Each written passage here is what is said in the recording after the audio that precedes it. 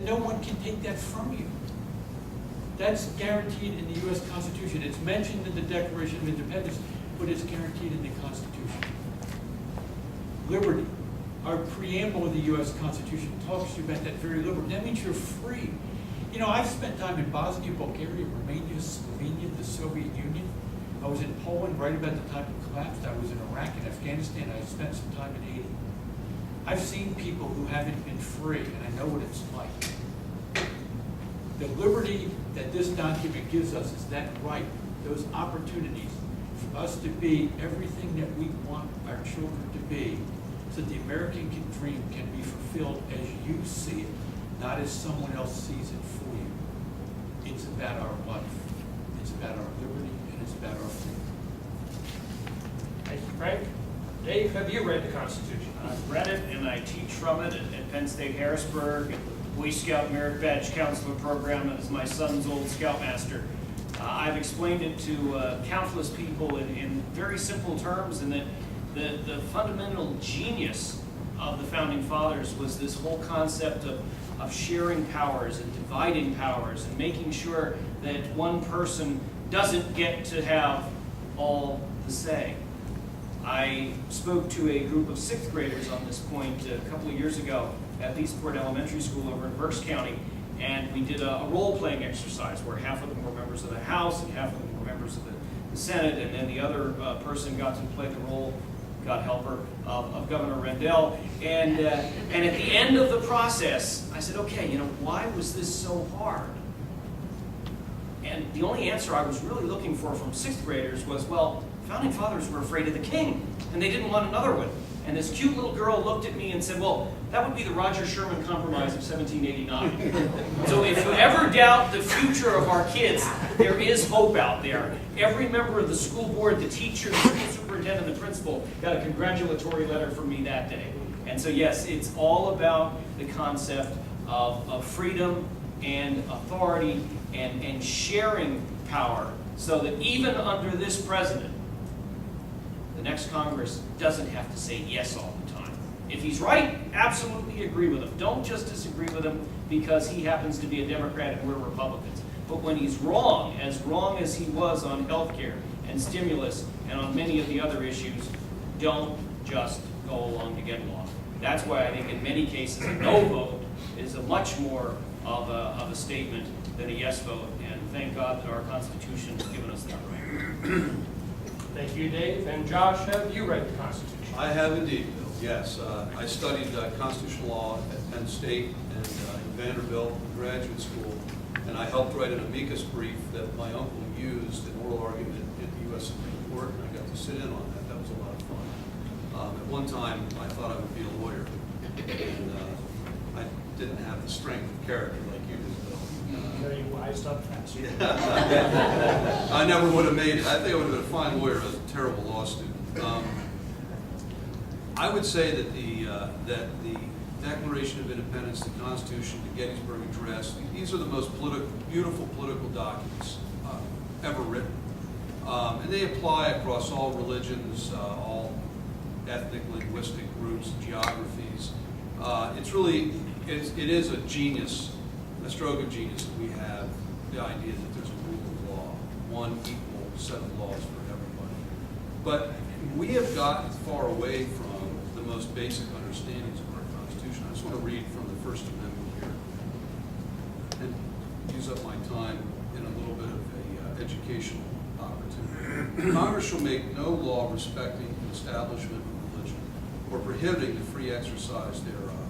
How is it that when people want to go to school and pray and exercise their free exercise thereof, they are accused of establishing religion? Liberals have it backwards, and liberals have it backwards on almost every aspect of constitutional law in this nation. I grew up with school prayer. It didn't do anything bad to me. We need that. We need to get back to the basics that made this country great. But through the willful misreading of the Constitution, liberals have turned the Constitution on its head, and they're continuing to do so. And we've got to get back to the basics and reading it and understanding it in the most simple ways. Frank read it, I'm reading this to you. There's no misunderstanding. what the plain and evident meaning of the Constitution is. And it's the basis of our country, it's the basis of our greatness, and we've got to get back to it. Thank you, Josh. Alan, have you read the Constitution? I have, and I'm supposed to explain it to you folks, assuming you have never read it. So let me tell you about it. To understand the Constitution, you have to grasp its relationship to the Declaration of Independence. James Wilson was one of 6 men who signed both documents, and he asserted that the Declaration of Independence was the foundation of the Constitution.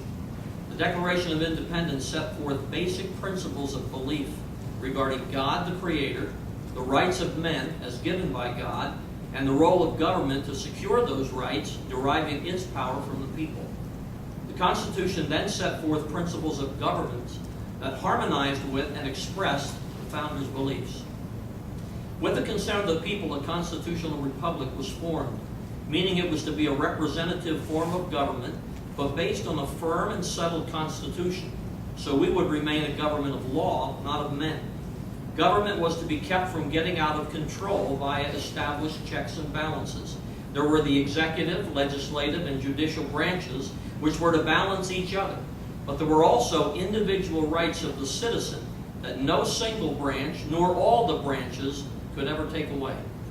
The responsibilities of the federal government were clearly enumerated, and the process of government described.